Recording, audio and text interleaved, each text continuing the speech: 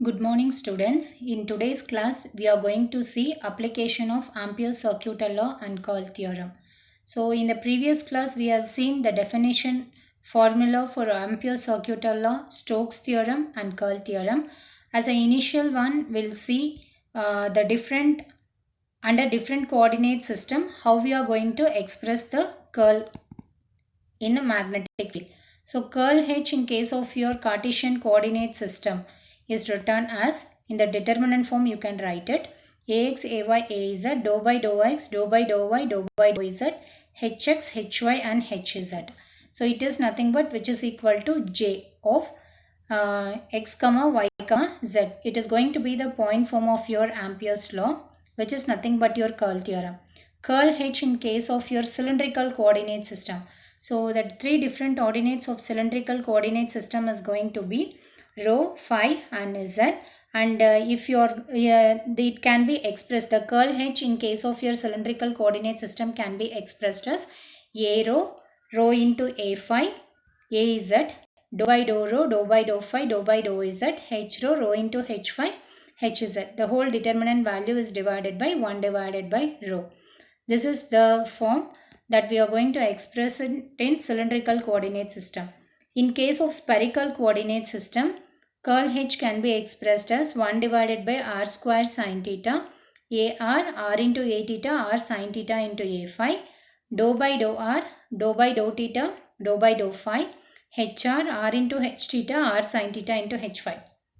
So when we are solving problems to identify the curl in different coordinate system, we can use all these formula and we'll see it in the next session. Now we are going to derive the expression for magnetic field intensity both inside and outside. So it is one of the application of your Ampere's circuital law. So using Ampere's circuital law, we need to derive the expression for the magnetic field intensity both inside and outside the conductor of radius a meter. Here the conductor carries a current of Im. Sketch the variation of magnetic field intensity with respect to your distance. What you have to do is, you have to consider the imaginary path. You have one conductor. The conductor radius is going to be A. This is going to carry the current. Now we have to consider the imaginary path which is going to be greater than this conductor A and less than this conductor A. So here we will be getting two cases. First case, we are going to consider the closed path. So whatever we have drawn at this particular place, that is rho, it is going to be the closed path, where the closed path rho will be greater than A in anti-clockwise. So clockwise or anti-clockwise, it depends upon what will be the direction of your current flow. Now for this path, if you apply a Ampere's circuital law, according to Ampere's circuital law, we know that integral over the closed line h dot dl is equal to I. Here in H, integration over the closed line dl is equal to current. Where the current is flowing now, the current is flowing in rho path. So we can write it as, when you integrate this dl, we'll be getting h into 2 pi rho is equal to I. From this we can identify the value of h as h is equal to I divided by 2 pi rho. The value of your magnetic field intensity is I divided by 2 rho for rho greater than A. The unit for magnetic field intensity is going to be ampere per meter. Now the second case is, for this particular conductor, it is your conductor radius which is going to be A. Now we need to assume the closed path. Closed path term is represented with rho. We have to assume the closed path rho which is less than A. It will be the second case. When you consider the second case, here you can see it is A. The value of rho is less than your A.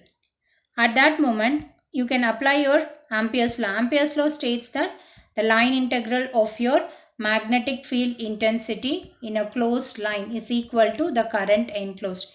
It is going to be your Ampere's law. So when this Ampere's law, when you are applying, here the current is going to be the current density. Why? Because it is your conductor. When you are considering the conductor, inside if you assume a closed path, then it is already a current carrying conductor. This is also considered to be the closed path. So in between this also there will be a charge density available. Therefore here we need to consider the current density. Therefore we can write here integral over the closed line H dot dl is equal to current I. Current I in terms of current density, if you express it, you will get integral over the closed surface J dot ds. Here the current carrying capacity, the closed path, here the current is carrying through the rho path, but the current density is flowing I divided by area, integration towards your surface area. Here when you consider this is your closed path rho and it is your conductor A. According to Ampere's law, the line integral of magnetic field intensity is equal to the current enclosed in that path. The current is going to be the current density, which is equal to integral over the closed surface J dot ds. From this you can write it. H is your constant. Integration over the closed line dl is equal to integration. J is also constant, which I can write it outside. J into ds. H, the value of dl is going to be the current carrying path. Where the magnetic field intensity is exerted, in this closed path it will be exerted. So I can write dl is equal to 2 pi rho, which is equal to, now where the current is flowing, the current is flowing in this particular conductor. So I can write I divided by pi a square, because J is equal to I divided by area, integration over the closed surface. So in which surface it is going to exert the magnetic field intensity? In rho surface. So we will get here H into 2 pi rho, which is equal to I divided by pi a square into pi rho square. After simplifying, we will get the value of your magnetic field intensity. H is equal to I into rho divided by 2 pi a square ampere per meter. So it is the magnetic field intensity for rho less than A. Now for this we need to sketch the value of magnetic field intensity with respect to distance. Now you can consider your axis. This is going to be your distance axis. Okay, and this is going to be your magnetic field intensity axis. Here we are going to assume two conditions. A is going to be the center point. Less than A, rho less than, this is going to be rho less than A, and this side it is going to be rho greater than A. When you consider rho less than A, it is going to be I into rho divided by 2 pi a square. So as the value of rho is going to get increased, the value of A will get, the value of your magnetic field intensity will get increase. So as rho increases in this particular equation, as rho value is getting increased, the value of your magnetic field intensity will also increases. Therefore, we'll get the term, we'll get the graph like this. For rho less than, for rho greater than A. For rho greater than A, the magnetic field intensity H is equal to I divided by 2 pi rho. This is the value of your magnetic field intensity for rho greater than A. In this condition, if the value of rho is increased, the value of magnetic field intensity will decrease. So when rho is equal to A, you will get a maximum value of magnetic field intensity. After that, the value of magnetic field intensity slowly get degraded. That is degradation model, you people will get it. When you increase the value of rho greater than your radius of your conductor. So it is nothing but your magnetic field intensity variation sketching. So we'll get the graph like this. Next problem. Derive an expression for magnetic field intensity at all points in a coaxial cable. It is going to be the coaxial cable. In this coaxial cable in the sense like a telephone cable where people might have seen in while underlaying that BSNL cables. So how it looks in the sense, one layer conductor, another layer insulator, then again conductor, then again insulator. So like that it goes on, multiple layer it goes on. So in between the conductor there will be one dielectric media will be available, as shown in this particular diagram. Here also when you consider, there will be current entering and current leaving. If you consider the inner conductor to take the current, the outer conductor will make the current to leave. That is why the direction of the current is shown one upward and one downward. And it is going to be the conductor. In between the conductor there is a dielectric medium. Now here also we have to consider the closed path. Here 3 cases we need to consider. 4 cases. First one is going to be rho less than A. Second one, rho greater than A, but it should be less than B. Next, rho greater than B, but it should be less than C. The last case should be rho greater than C. So under this condition, what are all the values of magnetic field intensity that is going to get exerted? That we have to see.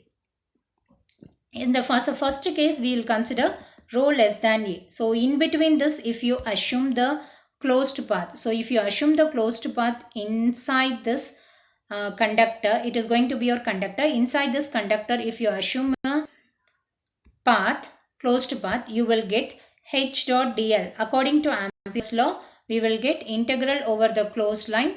H dot dl is equal to current I. We are going to assume the closed path interior to the conductor. Interior to the conductor, if you assume, it is already a conductor which is carrying a current. So we will have to consider this current as your current density. So in terms of current density, if you write J divided by area integration over the closed surface. And after solving, we'll get the term called H is equal to I into rho divided by 2 pi A square. It is the place where the magnetic field intensity is going to get exerted. So dl can be written as 2 pi rho, and this is your current density. Current density is equal to current divided by area. We'll get the area is pi A square because the current is carried by your conductor A. So I divided by pi A square, and ds is going to be your differential surface area.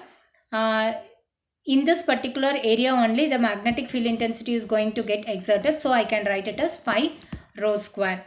This is the magnetic field intensity for the condition rho less than A. Now the next condition is going to be between A to B. B is going to be the dielectric medium and A is going to be the conductor. Now here also the current carrying path is going to be your A, but the closed path, what we are assuming, it is between A and B. Therefore, in this, the magnetic field intensity according to Ampere's circuit law, it can be written as integral over the closed path, closed line, H dot dl is equal to I. And in this closed path only the magnetic field intensity is going to get exerted. Therefore, we can write H is equal to I divided by 2 pi rho ampere per meter square. So it is the magnetic field intensity between A to B. Now the third condition is between B to C. If your rho path is between B to C, you will be getting, it is your conductor in dielectric. This is going to be the conductor and it is going to be the closed path. This is current leaving path and this is current entering path. Therefore, we'll get the answer J is equal to I divided by pi C square minus pi B square, because in between this only your current density is going to get exerted. Therefore, we can write the current in terms of current density as J is equal to I divided by pi C square minus pi B square. Here dot and cross it is shown. So dot is nothing but current away from, current towards the observer. Cross is nothing but current away from the observer. It is just like your current entering and current leaving path. According to Ampere's law, we can write it integral over the closed line H dot dl is equal to among this total current I minus integral over the closed surface J dot ds. Here J is nothing but I divided by pi C square minus pi B square. Substituting in the value, we will get the value of H as H is equal to H is equal to I divided by 2 pi rho C square minus rho square divided by C square minus B square ampere per meter. It is the value of your magnetic field intensity when you are placing the closed path rho between the dielectric and the conductor C. The last one is going to be when you are going to have the assumed path, that is a closed path greater than C, then we will get the according to magnetic field in Ampere's circuital law, the total current whatever entering it is getting leave. So the total current will in the coaxial cable will be equal to 0. Therefore, according to Ampere's law, we can write integral over the closed line H dot dl is equal to I minus I, because I is nothing but the current entering and while it is leaving it will be again I only. Therefore, I minus I will be equal to 0, which is equal to 0. Therefore, the value of magnetic field intensity for rho greater than C will be equal to 0. Now, for all the 4 conditions, we need to sketch the variation in magnetic field intensity. The variation in the magnetic field intensity is sketched as over here. For all the conditions, rho less than A, rho between A to B, rho between B to C and rho greater than C, the value of the magnetic field intensity is shown over here. For this, the variation in the magnetic field. For example, A, B, C, D. So, take A, B, C, D. When your rho value is greater than, when your rho value is going to be less than A, what is the value of your magnetic field intensity? I into rho divided by 2 pi A square. So, as the value of rho increases, the value of magnetic field also increases. So, till this point of time. Between A to B, if you are getting the rho value, then as the value of rho increases, your magnetic field intensity will get decreased. That is why we are getting the decrease in factor and the value is going to be I divided by 2 pi rho.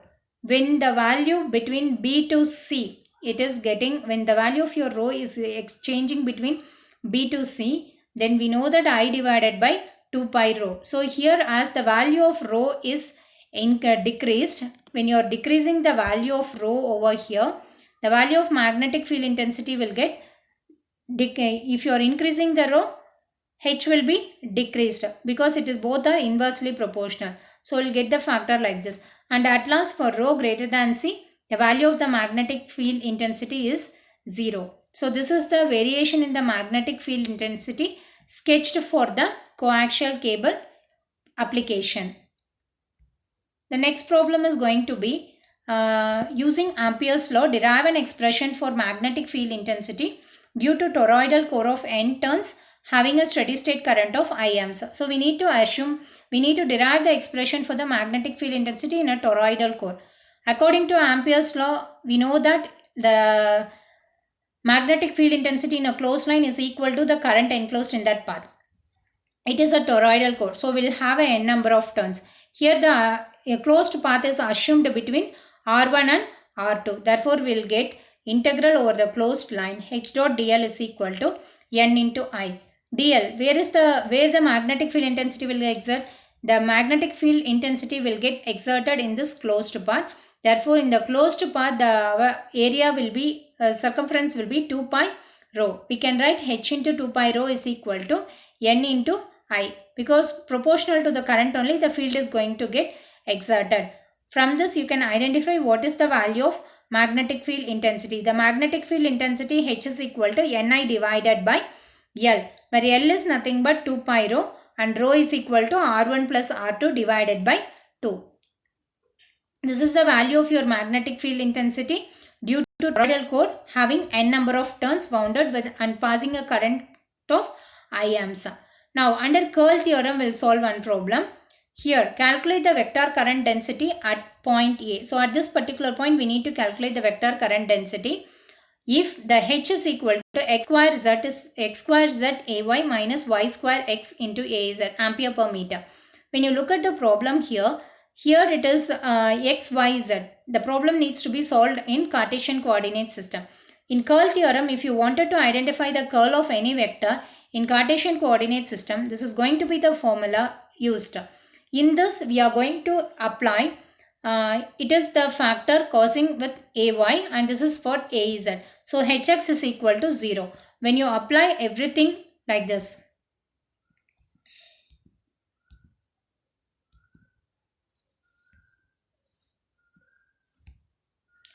when you apply the value, that is curl H is equal to, here A, Ax, Ay, Az, dou by dou x, dou by dou y, dou by dou z. What is the coefficient of Hx in the direction of Ax, Hx in the direction of Ax is going to be 0 because in the problem nothing is given for Ax. The coefficient of Hy in Ay is going to be x square z. The coefficient of Hz in Az is going to be minus y square x. So when you identify the determinant value, you can easily identify the value of your current density. So after identifying, we are getting this equation minus 2yx plus x square into Ax vector. Along the direction of Ay, we are getting the factor y square. With respect to Az, we are getting the factor 2xz. So when we are substituting the value of x as 2, y as 3 and z as 4 in this equation, we will get the current density at point A2, 3, 4. The unit for current density is going to be ampere per meter square. Now calculate the vector current density at point 1.5, 90 degree, 0.5. If the value of H is going to be 2 divided by rho cos of 0.25 into a rho vector. So when you look at the problem, you are having only a rho term. That is a phi and az is going to be 0. The coefficient of a phi and az is going to be 0. So in this particular place we can substitute 0 and in rest all other places we can substitute the value to identify the value of your current density. So the value of the current density at point 1.5, 90 degree, 0.5 it is equal to 0.055 AZ, ampere per meter square. So with this we are going to complete the application of Ampere's circuital law, curl theorem and Stokes theorem. So in the next class we will see the scalar magnetic potential and vector magnetic potential. Thank you students.